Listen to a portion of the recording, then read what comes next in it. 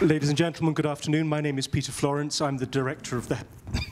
Sorry, I'm rather hoarse after this morning. I'm the director of the Hay Festival. We gave our speaker today the Hay Festival Medal for Journalism this year. Many of the people who speak at Hay, the poets and the novelists, tell intimate, private truths that we all know to be true.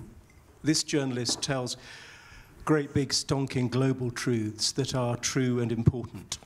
It's wonderful to have some of those truths aired in this beautiful chamber. And I'm delighted that we're chaired today by the journalist Oliver Bullough, whose book Moneyland is one of the great interrogations of capital and the way it moves around the world. Our speaker's forensic and persistent investigation can be likened and will be likened, I think, in time to come to Woodward and Bernstein, but also her resilience in the face of a relentless and extraordinarily ugly onslaught of reaction kind of sits her up there with the other great resident of Chepstow, Martha Gellhorn. It is wonderful to have her here. I know that you're going to have a really interesting hour where there will be a lecture, there will be a conversation, time for questions, and ask you to join me in giving a very warm welcome to the great Carole Cadwalladr.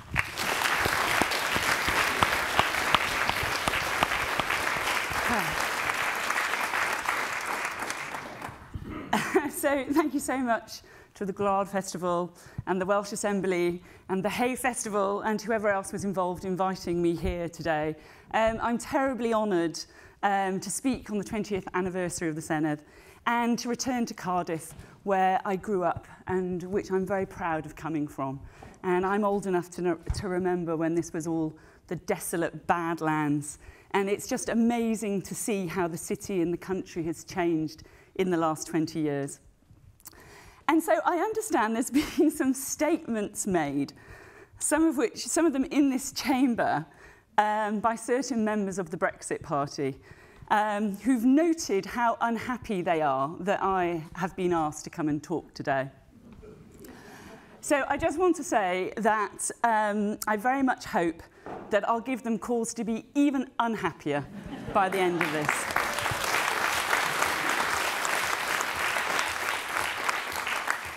Because I'm here today putting myself through the not inconsiderable stress of giving a lecture when I have never given a lecture before in my life. Because we are at this critical moment in our country's history. In just a few weeks, the future of Wales is going to change forever. And I am here to urge the Welsh Assembly and the Welsh people to speak up and to at least try and hold power to account. So I want to start by telling you a story. So many years ago, I was a cub reporter at the Daily Telegraph, and there was a story about something in Wales, and I asked my editor if I could cover it. And so he was thinking about it and looking a bit doubtful, and I said to him, "You do have readers in Wales, you know." And I said that because my father, a true Welshman, who you didn't tell him how to think, he used to read the Western Mail and the South Wales Echo and the Daily Telegraph. And he liked the Telegraph the best because he used to say, "You need to know how the other buggers are thinking." Although my mum, who is here somewhere today, banished up there somewhere, she said it was because it had the easiest cryptic crossword. Anyway, my editor thought about this for a moment, this idea of readers in Wales, and then he shook his head and he said, "Yes, but we try not to encourage them." So this was a joke, but like all jokes, it had a little bit of truth to it, because the Telegraph at that time did not have a correspondent in Wales at any time, because the Telegraph is like every other national newspaper in Britain, who I believe there isn't one who has a correspondent here. And because the national media, which is the London media, Wales doesn't really exist. It is barely reported on. In Scotland, there are different editions of the papers which come out. They even have their own editors. But Wales, you only really hear about it if a steel plant shuts, or if there's a random killing, but it has to be like a really juicy one. or if there's a funny story, but hopefully involving sheep. So believe me when I say that Wales does not matter. Not to the national media, not to Westminster, and not to central government.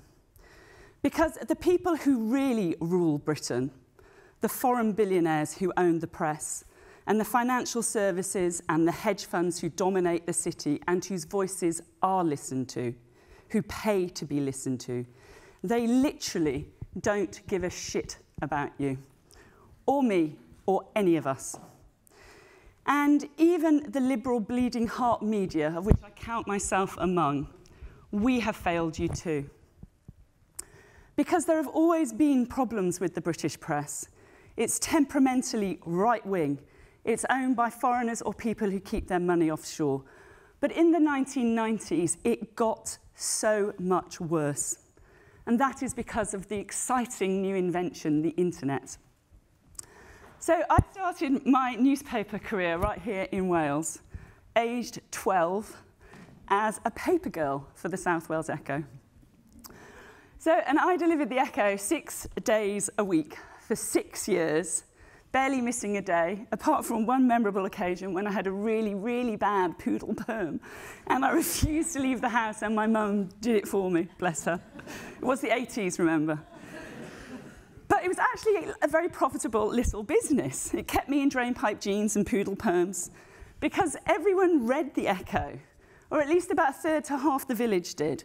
And that's because it mattered, because it did this job of reporting the news, and because it was also the go-to place where you bought a house or a car or a second-hand wardrobe, because of the pages and pages of classified ads which sustained its business. But the ads, they disappeared, they went online, and with the ads went the journalists. And I'm going to give you a graphic example of why I think that matters, and that's Grenfell Tower. Because Grenfell's residents tried time and again to sound the alarm. They wrote letters and blogs, but there was nobody to hear them. There used to be 2 fully staffed newspapers in Kensington, the local borough, and now there are none. Grenfell wasn't an accident. It was systemic institutional failure that was decades in the making. And if you take that problem of a single London borough and you expand that to an entire country, you have Wales, a country that has suffered deep systemic problems over decades. And whilst there is broadcast media here within Wales, excellent BBC Wales and ITV Wales, and there's Wales Online and there's Western Mails, it's not enough, not least because these are only heard within Wales. And outside, Welsh problems and Welsh people and Welsh voices are not heard. Brexit is not Grenfell Tower, but it is a moment when our country is going to change forever. And we know that Brexit will make Wales and the Welsh poorer. We've received £5 billion since 2000, £680 million a year. And who is going to replace that? Does anybody in Wales seriously think that Boris Johnson is going to replace that? But the Brexiteers were right about one thing. Brexit is about taking back control. It's about English nationalists taking back control. Just look at Nigel Farage and how over 20 years he bled hundreds of thousands of pounds from within the European Parliament. And he did that in order to try and destroy it from within. And that's what UKIP have also tried to do here in Wales, inside this very chamber. Because I want to tell you another story. I came here to this chamber in 2016 because I wanted to write about the shock victory of this far-right fringe party and its first major success in a British legislature. But I didn't write this article. And the reason I didn't write it is because none of them would speak to me. And the spokesman said to me, he said, "You're not a friendly paper." And I said, yeah, you know, it's too right, because it was The Guardian who exposed Neil Hamilton, a liar and a cheat, it famously said. A liar and a cheat who represents Mid and West Wales from his £1.5 million manor house in Wiltshire. So Hamilton wouldn't talk to me, just as Farage won't answer my questions. These are public servants paid out of public money who refuse to be publicly accountable. And Farage and Hamilton, they've got away with this because the money that should pay for journalists to hammer away at these questions day after day is sitting in Mark Zuckerberg's bank account. Facebook and Google have destroyed the financial basis of how journalism works. And into this vacuum has come fake news and disinformation and propaganda. So I was in Ebbw Vale on the day after the Brexit vote. And I didn't know then anything about this world of disinformation. But I've spent 3 years trying to understand it, trying to understand how voters in Wales were specially selected, how their data was harvested, how they were politically profiled, and then they were targeted. And because at the same time that Google and Facebook were destroying the newspaper industry, it also created this set of mass manipulation tools on a scale that the world has never seen before. And there are people who try and poo-poo this.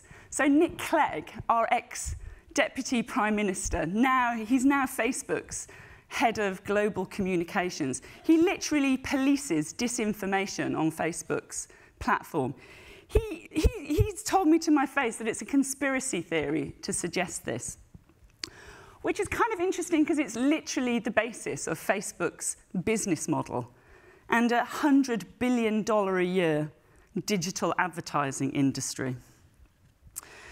So what I have come to understand most of all is how these technology platforms were used to break British laws, multiple laws.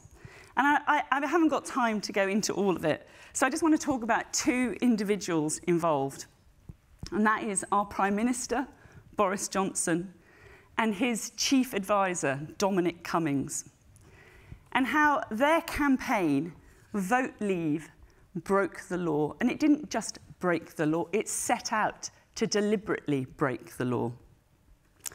So just days before the Brexit vote, the Vote Leave campaign was approaching its spending limits. And these are the bedrock of our elections. They're there to ensure that our elections are a level playing field, that they're free and fair. But because we're British and we believe in fair play, we also trust campaigns to report their spending after the event. We expect them to behave like gentlemen. And this was critical. So there's a book by a journalist called Tim Shipman, and it's all set down in there. He writes about how the campaign spent £1.5 million in the last week on Facebook ads. And we know, and he says, this is a quote from me. He said, "Vote Leave were so keen to throw money at social media that in the final days of the campaign, they took the questionable step of donating £675,000 to a 23-year-old fashion student called Darren Grimes. And the timing of the donations meant that they knew they didn't have to be declared until after the result was known."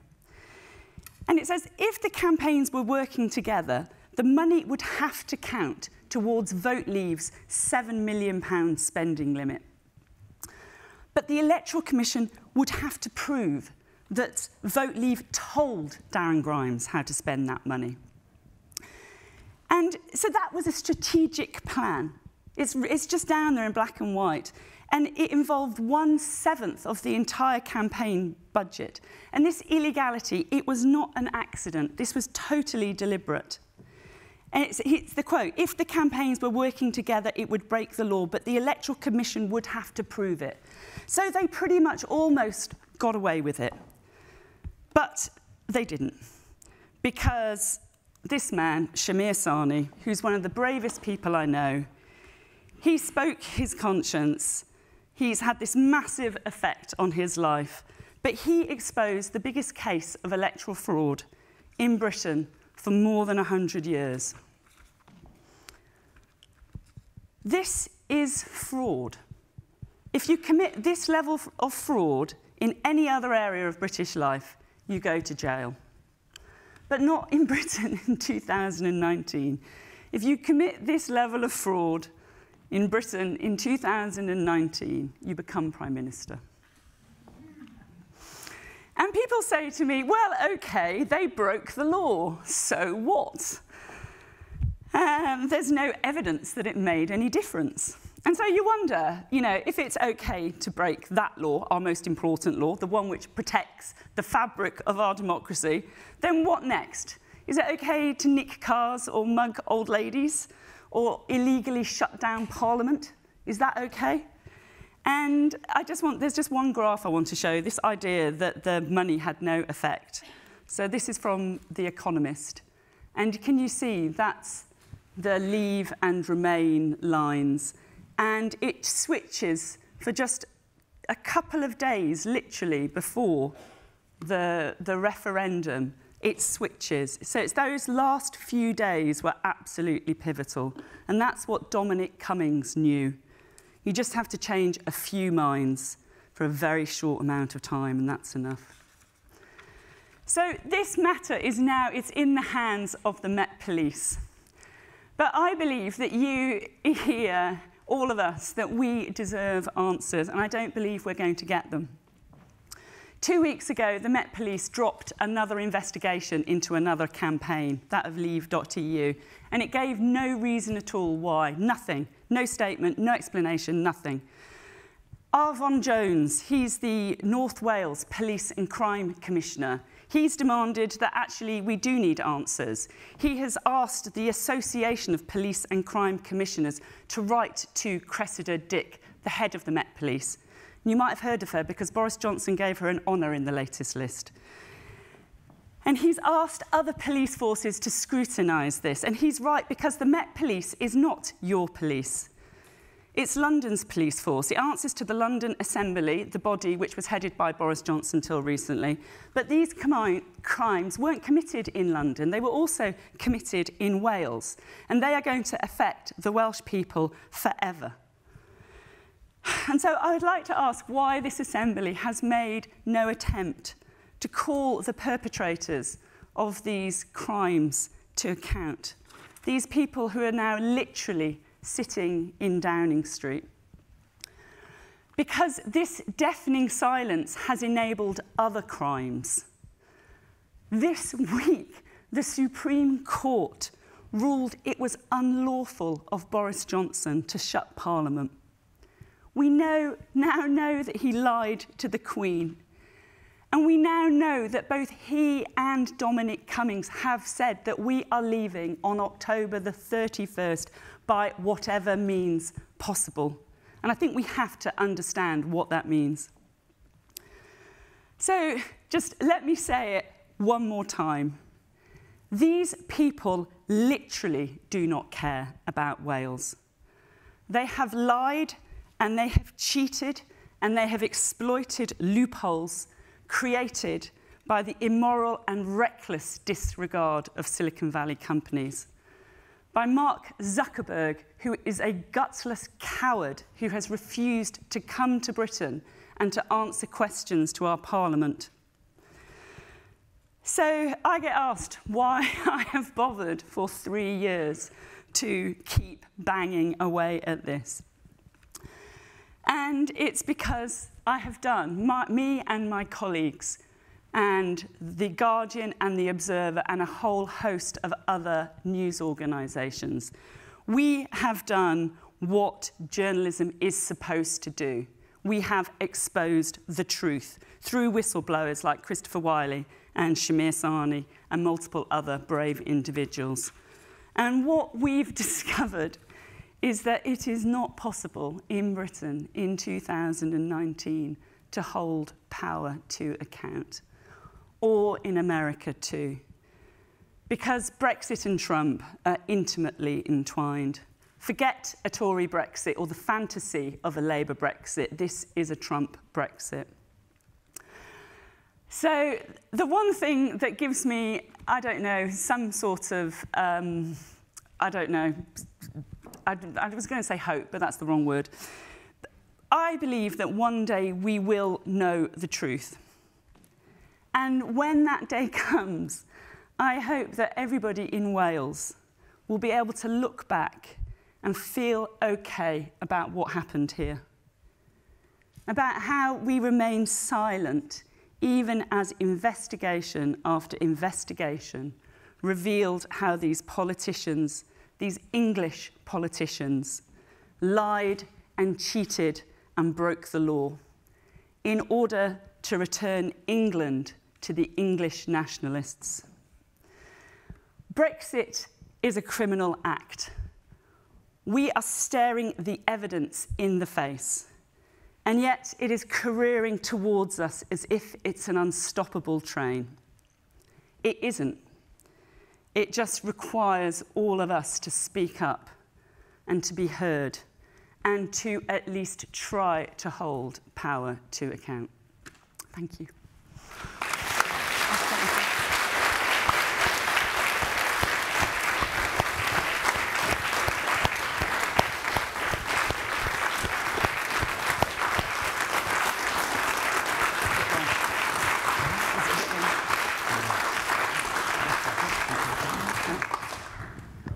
Thank you, Carole. We were chatting beforehand, and she hadn't practiced her lecture before. And she was worried it was going to be too long, and I was saying there is literally no one in this room who is going to mind if you keep talking for an hour. But I have some questions. I think there's a few things that people regularly come back to you with when they. One of them, and I think it's an important one to get out of the way, is I'm not influenced by Facebook adverts. You don't have to be. So, how does it work? You don't have to be. I mean, I am influenced by Facebook adverts. I mean, I have a fake profile and it still knows like the kind of dresses I like to buy. I'm always going, oh yes, they got that one right. But you don't have to be influenced, because the thing is that you probably weren't the target. So anybody who's got a sort of like, you know, strong political opinions is unlikely to be the person who they're looking for, who they're profiling and who they're targeting. They're after that, just that really, really, really tiny number of people who aren't sure which way to vote. And, you know, they're called, it's the persuadables. Dominic Cummings writes at length about them. So it's the persuadables, that's who they're after. It's about 700,000 people. And it's also, they call them the shy voters.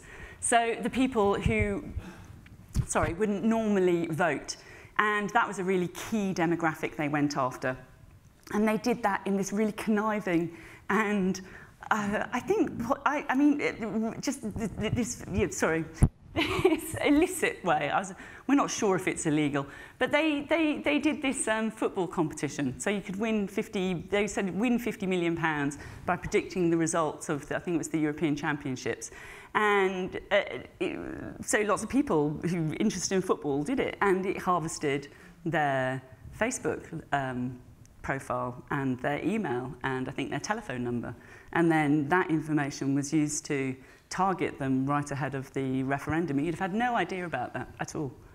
So a second point is, like you say, there have been Metropolitan Police investigations. The Electoral Commission has looked at this, and they haven't come back with anything. So it's kind of this one, the one into Vote Leave, specifically the one involving Boris Johnson and Dominic Cummings, that is still ongoing. But I suppose my point is, I mean, I write about financial crime, and enforcement is not where it needs to be. It's maybe 1% of where it needs to be. How do you feel about just the general enforcement picture of this? That, you know, we have rules. Is there essentially any downside to breaking them, I suppose, is the point? Well, that's what they figured out. I mean, Dominic Cummings is not stupid. I mean, you read up on electoral law and you look at it and you think, oh, it's a fine. Okay, well, it's just a cost of doing business, isn't it? And you know, we're in this just this incredibly vulnerable situation right now, because we are going to have a general election at some point in the near future. And you know, Parliament has said, this committee which did this really, really thorough report into all of this, and it said that our electoral laws don't work. They are not fit for purpose. And so we have absolutely no way at the moment of safeguarding our elections, which is sort of an incredible situation to be in. And yet there is total silence from the government on this. It's a reassuring thing to know since we have a general election coming up. The third point I want to raise, everyone was doing it. Both sides, everyone's guilty. Well, the thing is about that, it's a nice idea, but there was, I mean, and there has just been no evidence. And even if there was, you know, how does that make it any better? You know, if you've got both sides cheating, well, surely that's twice the reason why this should be thoroughly investigated. But, you know, that also just didn't happen to be true, that they tried to, there hasn't been any evidence of laws being broken by the other side. Okay, having got my three things to get raised out of the way, I understand what Boris Johnson wants, or Dominic Cummings wants. They want power, and they want to be able to run the country and do what they want with it. To my mind, a more interesting question is, what is the desire of the people who fund them, the people who, you know, the hedge fund bosses who put these £625,000 to go to Darren Grimes or whatever, these huge amounts of money, and it was, you know, really a lot of money. What's the desire? You know, what do you have a sense of what, you know, because power is a means to an end, it's not an end. What's the end? Well, I don't know. I mean, you can just look at that and you can just be really cynical and say you make the markets make money when there's volatility. So it doesn't really, you can be really cynical and say they just, you know, we know that happened on the night of the Brexit vote, that the same people who donated to Boris Johnson's and Nigel Farage's campaign, they made billions on the night through speculating on sterling. And so that maybe they're not even interested in the political result, I don't know. But then you can see all sorts of reasons why they might be, why a lot of people see the opportunity post-Brexit. And that's people who, you know, things like exploiting the National Health Service. We know that's one of the things that is kind of up for grabs in any trade negotiation with the United States, for example. There are all sorts of opportunities for the sort of disaster capitalists here.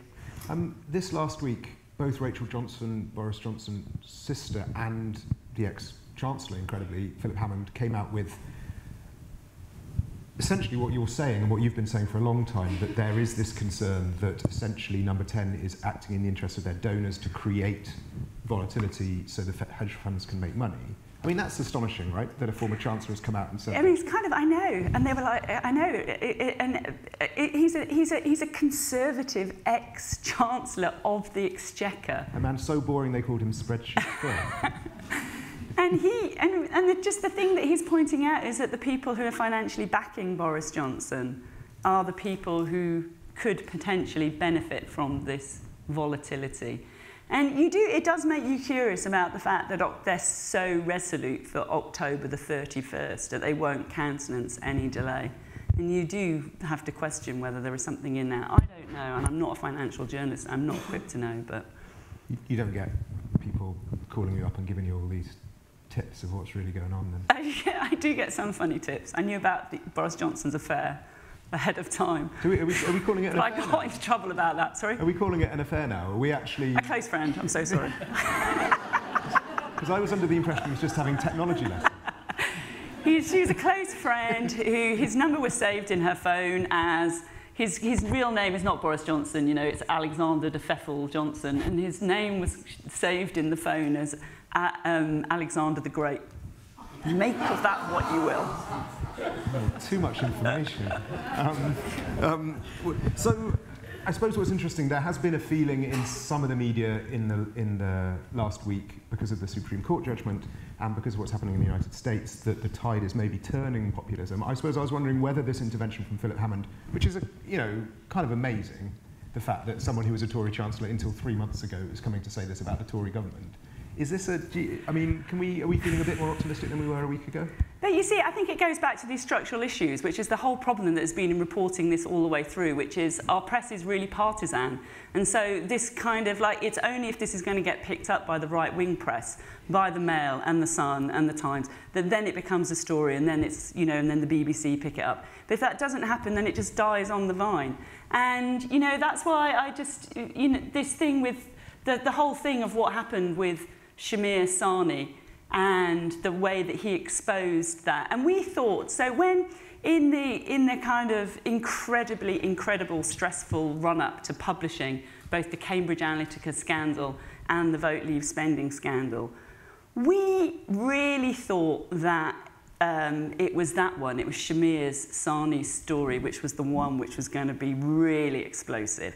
Because you could kind of argue the toss with some of the Cambridge Analytica stuff, but this was just so that we had folders and folders of evidence, and it was just really clear cut. It was really compelling. But then we reported it, and it really didn't travel. And I really do hold the BBC to account for that, because they had all the evidence. And I really feel that it's that when we look back, that the fact that that had no impact, that actually these allegations of massive illegality were not reported, I do think that has enabled Johnson and Cummings. They got away with it. And I think that the closure of Parliament is a direct consequence of that. And I think the fact that I think we all have to be aware that it is quite possible that they will break the law again to take us out of Europe on October the 31st. And again, I think it's this consequence of getting away with it. I want to make sure there's time for all these wonderful people to ask questions as well. But just before I get to that, I totally agree with everything you said about local media, speaking as an alumnus of the Brecon and Radnor Express myself. But since it's true that they don't give a shit about us here, you know, is that a little bit over the top? I don't think so. I think it was fair. Pretty accurate, to be honest. But yeah, so the question is, how do we change it so they do? What's the, you know, we need an action point, as they say in management seminars. Well, I'd really like to hear other people's suggestions. I mean, you know, I get terrible shit for the fact that I have been forced myself to be really noisy, and that I have done things like come and give talks when you can see I'm a nervous public speaker. You know, my hand is trembling. I get to a bit in the middle and I think, oh my God, it sounds so boring, just hurry up. But I kind of I've carried on doing it because it's, you know, I just hope that enough people hear and start to question and speak up to their MPs and their AMs and to the local journalists and to the national media, and that they try and, you know, make this into the news.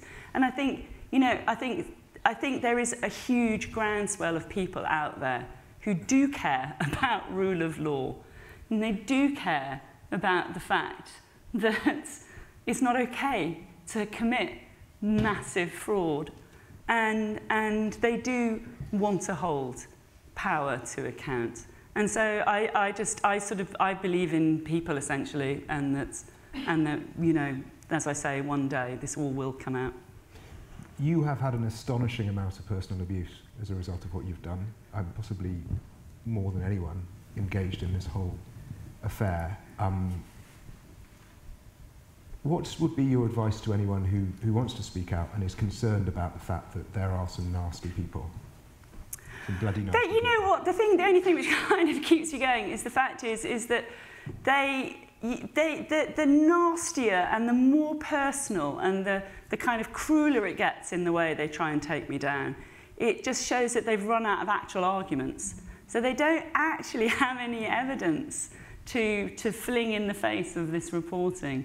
So they have to be sexist and misogynistic and nasty. That's all they've got left. So I suppose, that, you know, I try to use that to fuel me onwards. they're getting more and more desperate. I think we have some roving microphones. Do we have? We have one lady there and another there. If anyone has a question, I'm afraid I think we can only take questions from the ground floor rather than the upstairs floor. You can ask in English or Welsh. We have headphones because I'm going to have to say my Welsh is pretty rocky. But yes, any questions, please put your hand in the air, and otherwise I'll just keep asking questions. Yes, there's a gentleman here at the front. If you feel like identifying yourself, then by all means. If you don't want to, then, you know. Okay, my name is Leighton Andrews, and this is the first time I've been in this chamber for 3.5 years. I wanted to ask you, Carole, about the international collaboration on the journalistic side, because you have rightly linked this to Trump and the billionaires who support him. And one of the things that I've learned recently in doing some work has been that the replacement of the North American Free Trade Treaty has clauses in it that effectively stop the countries that take part in that over-regulating, whatever that might mean, Facebook and Google and big tech. And so if we were heading towards a North American trade deal, if Brexit happens, you can imagine that those regulations, the ability to tax Facebook and Google, will be some of the first things that will be jettisoned. So what are your... You know, you've had contact with the New York Times and others. Is there now a kind of global media coalition around these issues? There's definitely much more. I mean, there's much more interest and engagement, I think, internationally in the big tech platforms. Leighton, you've got a book coming out, haven't you? I actually messaged Leighton on Twitter this morning going, I need some figures about local newspapers, the decline of local newspapers. This is quite funny. But what is really interesting about it is that it is Britain actually which has really led the way in trying to hold the tech giants to account. We've actually done more here than any other country in the world. And it's amazing. They've just refused to acknowledge us. Mark Zuckerberg, if he came to Britain, if he landed in Britain on his private jet or any British territory, he risks being arrested because he refused to come to Parliament. I mean, it's a kind of extraordinary situation when you think this is like the richest people in the world, one of the richest companies, and he can't even travel to parts of it. And I think there is, I mean, I don't know if I'd go as far as collaboration, but I think actually there is definitely now at least a community of journalists who are all trying to pursue this, and that's important. Yes, there's a gentleman there. I feel really bad, by the way, because I've banished my family to upstairs, so they didn't distract me. Sorry about that. They give them a wave. Hi! Sorry about that. You can semaphore a question if you like. Hi. Actually, it's more of a sort of a comment rather than a question. I saw Leighton on TV this morning discussing the amount of spending that had gone on in, was it the last 12 months from the Conservatives? Last week of the Brexit referendum. No. In the last 12 months from the Conservatives. Was it about 300 grand? Was that about right? Yes. So that's in 12 months.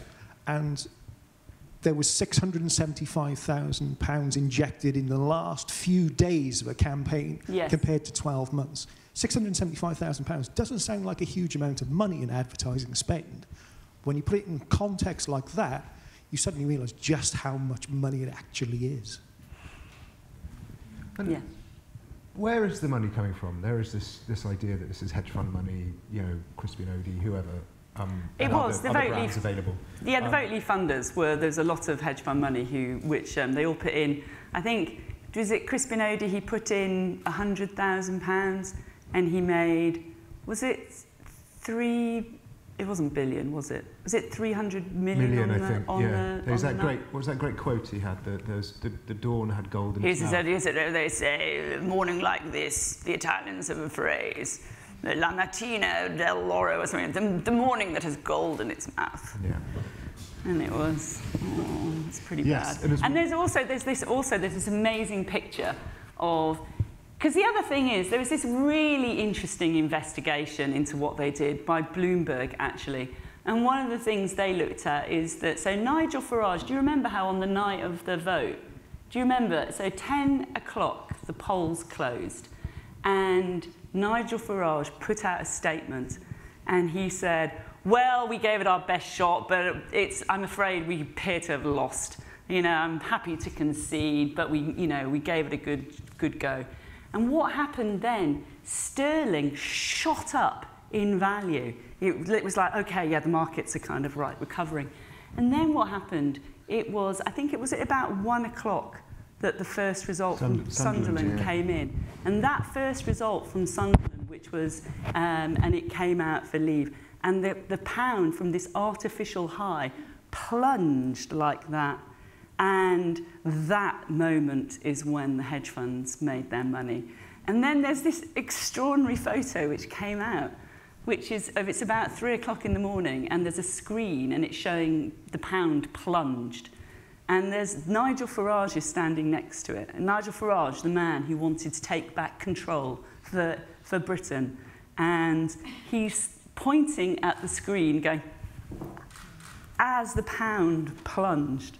I mean, the thing with this stuff is that there's a lot of this which is not hidden. You didn't even have to go looking for it. It's out there. You know, it's in public sight. It's in plain sight.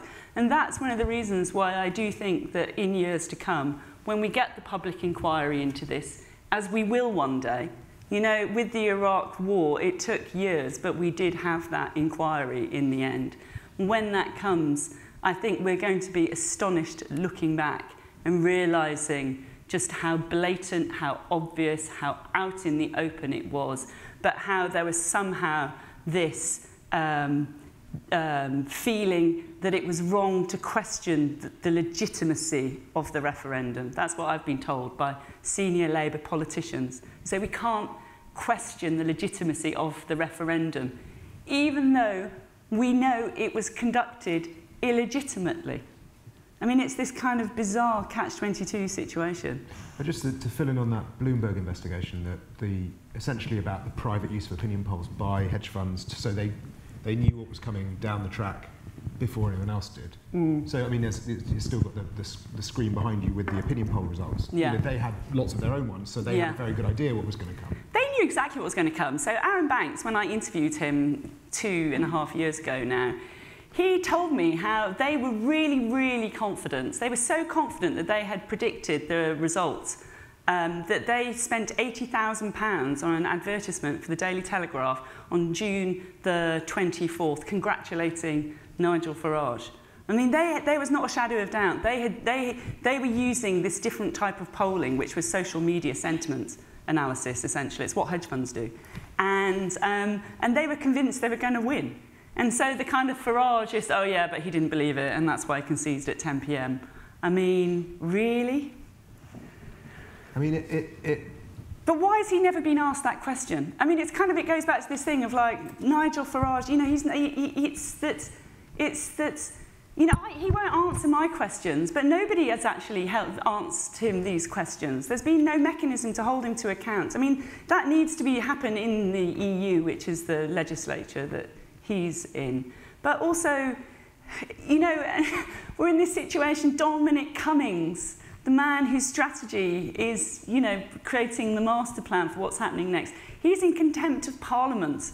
So he's walking around Parliament. We see him, you know, on the news, and he is in contempt of it. He's refused to answer the committee's questions. I mean, this is nuts, and we cannot think, we know we can't pretend this is normal.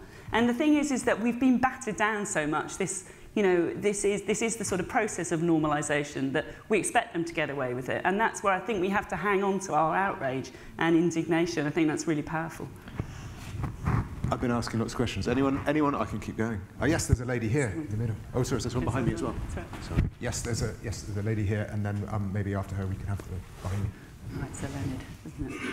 Hi, I'm Ellen Jones, and I'm the presiding officer of this assembly, and I'm the one who's taken the flak from the Brexit Party and the Tories, actually, for you having a platform here this afternoon. Can I just ask, you mentioned, of course, that electoral law isn't working for democracy now. We're going to have a UK general election in the near future. It's probably not possible to change the law in the short term for that purpose. But what are the major parts of electoral law that you think need to be changed as quickly as possible to ensure that we protect our democracy for the future? So thank you very much. I watched that clip yesterday on YouTube of you being attacked in this chamber for the fact that I was invited, and thank you very much for sticking up for me. And I mean, actually, the Electoral Commission has done a big report onto this as well. And so I mean, it's just this thing of the whole thing is that with the technology, in elections before, there was, it was quite easy to police the spending limits, and you could see the leaflets and you could see the TV ads and you could add it up and it wasn't difficult. But it is just this thing now that there's just, you can just pour this money into Facebook and to Google, and you can set up kind of fake campaigns, nobody knows who they are, and they can pour money in. And so it means there's no accountability at all. And I mean, for me, yes, we need those, we need absolutely rapid and complete overhaul of all of those laws. But I actually go beyond that, because I think Facebook is a foreign company and its chief executive has refused to come to Britain and answer to our lawmakers. So I see no reason why it can possibly have this massive role in our elections when it is beyond the reach of our laws. I mean, I think it should be nowhere near our politics and our elections, and I think we really have to seriously look at a moratorium on it ahead of any election. We have behind us, yes, sir. Thank you. I wonder how much of this is our own fault. The internet is a new phenomenon, 30 years old or less, and instead of giving us the opportunity to see a million perspectives from around the world, we seem to be retreating into our own little comfort zones with our own friends, so that our already set opinions are just being reinforced, and we are missing that great opportunity of hearing other points of view. I wonder, have you any comments to make about that? Yes, I think that's a really, really key thing. It was identified, I think, about 10 years ago or something, of the filter bubble, that essentially the more that you see one kind of thing on the internet and where your interests are, the more that you see more of that. And that's also the same as well on Facebook's feed, etc. And it's, we can see where this is leading in terms of what's happening in this polarization which has happened. And it's, we can all see how worrying it is what's happened in Britain, and how much that's been exacerbated by the referendum, and how kind of poles apart we are. And again, I think it is, there's again a duty and a responsibility of the technology companies to address that, and for us to force, to force these things, to force them to look seriously at these issues. Because we know that they don't do it voluntarily, and that's the kind of the big learning, really. You have to think, so self-regulation is not succeeding in this space. Yeah. Any other questions before? Yes, oh, look, we have a lady right at the front.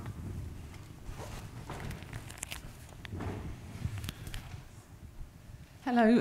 I'd like to thank you first, Carole, for all the work that you do, and I think I speak for quite a lot of people in this country in doing that. So, but I have a question as well. My name's Sheila from Cardiff for Europe, a campaigning group, and there are many such groups across the country I'm sure you're aware of. It's a quick question really about whether or how much confidence or hope or faith that you've got that when we do get another referendum, we are a bit wiser to these methods that you've spent a lot of your time investigating, and whether we could expect that a second referendum could be fairer in some way? Mm-hmm. Is that a fair question? Yeah, so I mean, I kind of, who knows whether there would be another referendum, but no, I have no confidence in, there's more scrutiny now. We're more alive to the possibilities of cheating.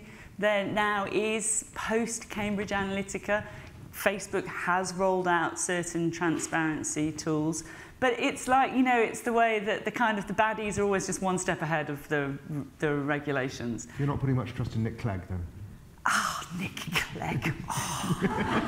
Don't even get me started. It's like, oh.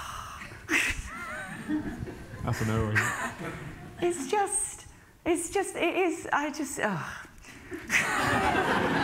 was our Deputy Prime Minister, and I think he finds it very, very painful. What I see from Nick Clegg is utter denial about the role of Facebook in the referendum. He has taken the money, and it does eat his conscience, and that is why when I saw him at an event and asked him a question, he got very, very cross with me and called me a conspiracy theorist. And I know that that is the surefire sign that somebody's run out of arguments. I did a talk a little while ago about money laundering in a sixth form college, and there was a bloke who was sitting in the back row, and he didn't say anything for the entire hour, and then at the end, when I was just thinking I've escaped from this, he put his hand up and he goes, "If you know all this, why aren't you doing it?" And now you must be one of the most knowledgeable people in the UK, if not the world, about how to game a political system. So clearly you're an optimist, otherwise you'd be out there selling your knowledge as a consultant, right? I mean, you must be optimistic. Am I optimistic? I mean, so Oliver has written this brilliant book called Moneyland. I urge everybody to read it. And it's a really, really profoundly depressing read. And, you know, I thought the kind of elections thing was bad. And then you read Oliver's book and you're like, oh no, right, so kind of it's all really bad. And basically it's about how the British state has set up this machinery and structure to enable kleptocrats, thieves, criminals from across the world to use Britain to launder their money and hide their cash and all the rest of it. And and you were sitting outside shaking your head about the NCA, the National Crime Agency, earlier. I mean, the regulators are so weak. The regulators are so weak, and that actually kind of scares me in some ways, because I think there are some real baddies out there. And yeah, it's a bit chilling. But optimism, yes, sorry, optimism. Yes. So, but on the other hand, nothing hard is easy, if you see what I mean. And I do think that Wales is a really, you know, this was where trade unionism was born. I mean, you know, we know that the coal mines, you know, there's all sorts of terrible things. We don't send children down the mines anymore, do we? Things do, you know, we can make change, but that is about, you know, this sort of solidarity and all of us standing up and demanding change. But it just might take a long time, I think. And meanwhile, we sort of have been harvested by these multi-billion-dollar companies which know everything about us. And but there are, you know, there are people fighting the fight, and I know that there are people here who are fighting the fight, and I think we all have to believe that we can kind of overcome. So take-home messages: 1, buy a paper. 2, don't let the bastards keep lying to us. And 3... Yeah, that's right. It's the thing they say, this sort of fundamental quote about journalism is, why is that lying bastard lying to me? And that is really, really key to kind of thinking about this whole situation, actually, and particularly when you think about Boris Johnson. Another alumnus of the Daily Telegraph. Yes, indeed. Yes, he was there at the same time as me. Was he? Whose owners not only live in a tax haven, they own a tax haven. We're done. Thanks, everyone. Thanks, Carole.